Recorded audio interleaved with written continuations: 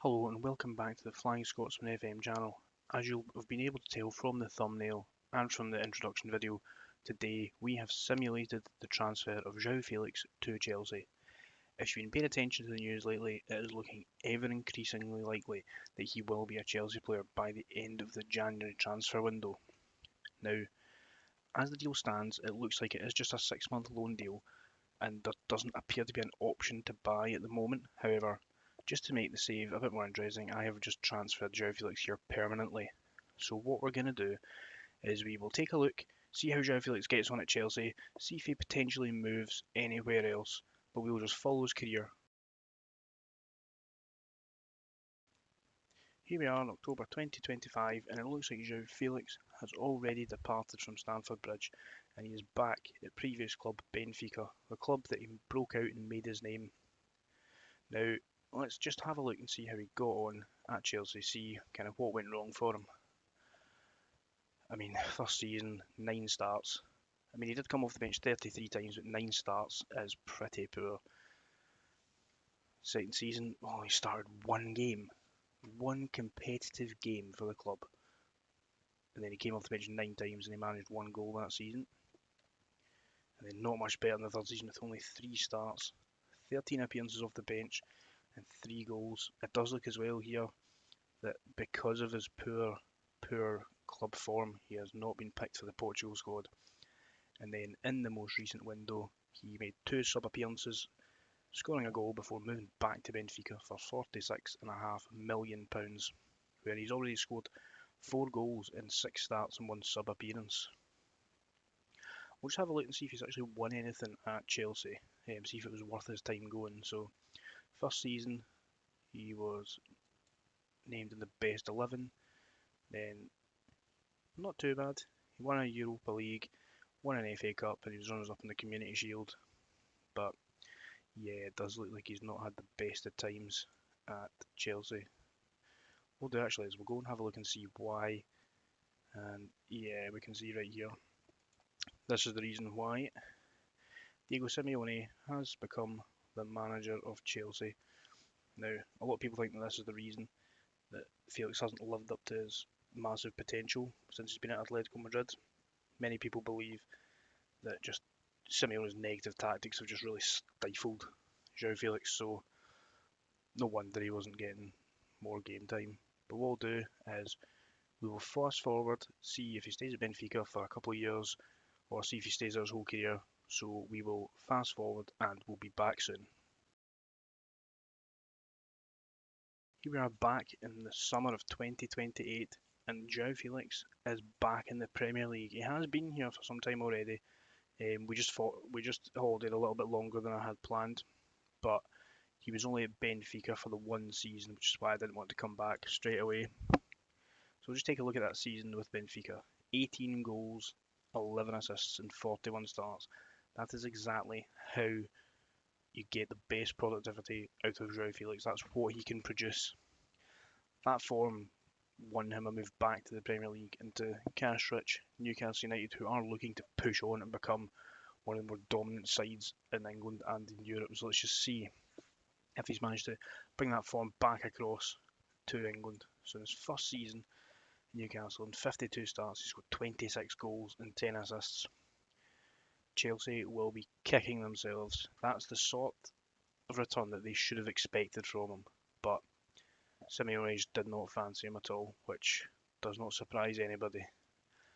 And then his most recent season at Newcastle, 46 starts with 20 goals and 3 assists. So, you know, he has already scored in total 46 goals for Newcastle United in 2 seasons, which, if you were to ask a Chelsea fan if they would take that, absolutely they would. Absolutely they would. We'll just now look at the milestones and see what happened when he moved to Benfica. So they won the Allianz Cup, as well as becoming the runners-up in the Taça de Portugal placard. Great Portuguese accent, I know, thank you very much.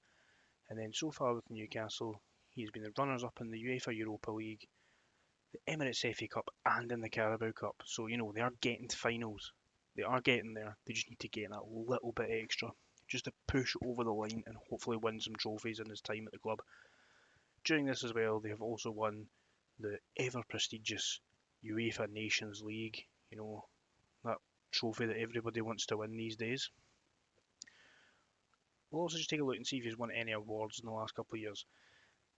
Name the Chelsea Best 11, Portugal Best 11, not surprising.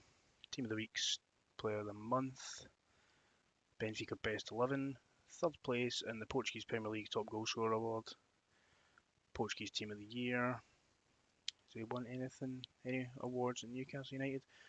Inducted into the Best 11, not surprising. Premier League Goal Scorers runner-up. So in this season, he was second only to Erling Haaland, and he was second to Erling Haaland based on playing 3 games more.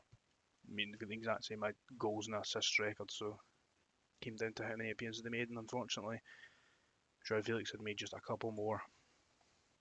And that looks like that's the only kind of individual accolades he has won there. So, I mean, just look at me, he's just a phenomenal player. I've got some attribute masking on, but he can dribble, great first touch, he can pass, his technique's phenomenal, his off the ball's amazing, he's got great vision, he's just such a creative player, but he's also such a good finisher that you could either get him to be a lethal goal scorer, or you could get him to be your creative force in behind the goal scorer. Either or, he could do it all.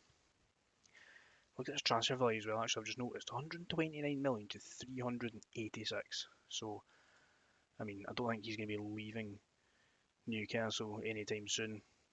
So what we'll do is we'll now fast forward into the future, and we will either be back when Felix moves club again, or when he retires, whichever is the next to happen.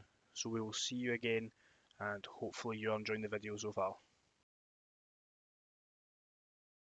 Here we are on the 13th of July 2036, and this is the day before João Félix will retire as a Newcastle United player, and I must say he will become a Newcastle United legend.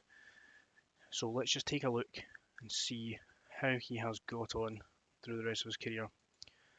I'm just going to run through his games, goals and assists very quickly. However, if you are wanting a more detailed look, obviously just pause the video, and if at any point there's something I missed because there's a lot of data to go through, just put in the comments, let me know if there's something more interesting, and I can always load it back up.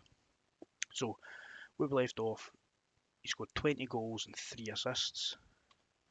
Then he got 19 goals, 9 assists. Season after, 24 goals and 4 assists. You then get 19 goals and 12 assists. Some seasons he's becoming more of a creator than previous. It just depends. I think he must be changing roles. 27 goals and 7 assists this season. Season after, 25 goals and 5 assists. Then drop him down to 10 goals and 5 assists. And then this is his final season. 6 starts, 17 subs, 0 goals, 0 assists. So that's him. He's obviously not been getting the game time he thought he would, so he's just decided to pack up his boots.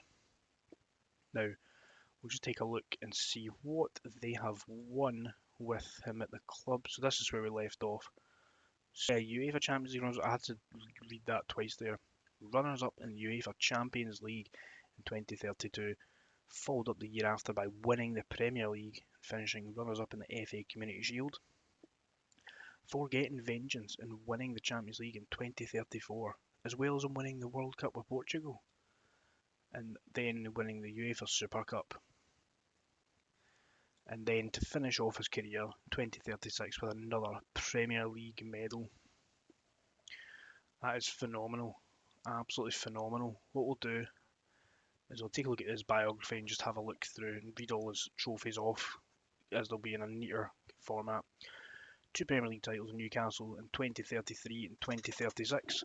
A Liga Portugal win with Benfica in the 2019 season when he was younger.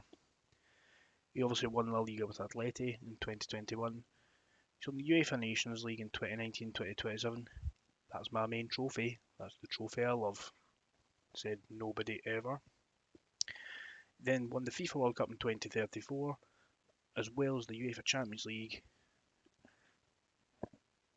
He also won the Europa League with Chelsea in 2024, UEFA Super Cup in 2034, and then an FA Cup in 2025 and an Allianz Cup in 2026.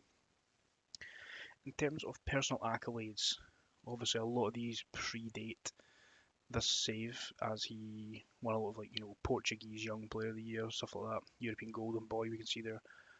He was runner up in the Premier League top goal scorer one season, runner up in the Golden Boot for the Champions League twice, very, very good. Runner up in the Club World Championship top scorer, and he was also shortlisted for the FIFA's Best Men's Player Award. So unfortunately, he has came a runner-up in a Golden Boot race once, two, three, four times he's become runner-up in the Golden Boot race without ever actually winning it, unfortunately. Now, what I'm wanting to do is we'll take a look and we'll see the seasons that Newcastle won the league. Was it 32? No, it was not. 33, there we are. First season they won it. 25 wins, 7 draws, 6 losses. Very, very good season. Obviously, we'll not be able to see the stats for the season or anything like that, but it's just good to see how they did. As always, if you spot anything interesting in these, just let me know. And then they won it again in 36. Again, just above Chelsea with 27 wins, 5 draws, 6 losses, although he didn't really play much part this season, but still good to see. And then we will take a look at the big one, the Champions League in 32 and 34. Let's just see who they played in each of these seasons. So in the final, they lost to Man City. Now, it won't let me see these fixtures just because of the way and the nature of these kind of experiments. Doesn't always let you see the full detail, but there you are. They lost 2-0 in Berlin to Man City before 2 years later beating Nice and Milan to lift the Champions League for the first time. Now, you tell me, do you think he's had a good career? Has he had a brilliant career in Newcastle? Could he have done more, either at Chelsea or at Newcastle? At Chelsea, I think he definitely could have. If you're a Chelsea fan, let me know in the comments down below if you think that Felix will be a good signing for you if it does get over the line, and do you think he will perform better than he has done on this simulation? And as well, Newcastle United fans, let me know, would you love a player like João Félix at your club? I think the obvious answer will be yes, but just let me know down below. As always, please leave a like on the video, please comment down below, and if you've not already, please subscribe to the channel so you don't miss any more experiments like this. Now, recently we've just done an experiment of Haaland and Mbappe up in Scotland, the Old Firm, head to head, see who does better. If you've not checked that out, it will be on the channel, so go and have a look. Thanks again as always, and I will see you next time.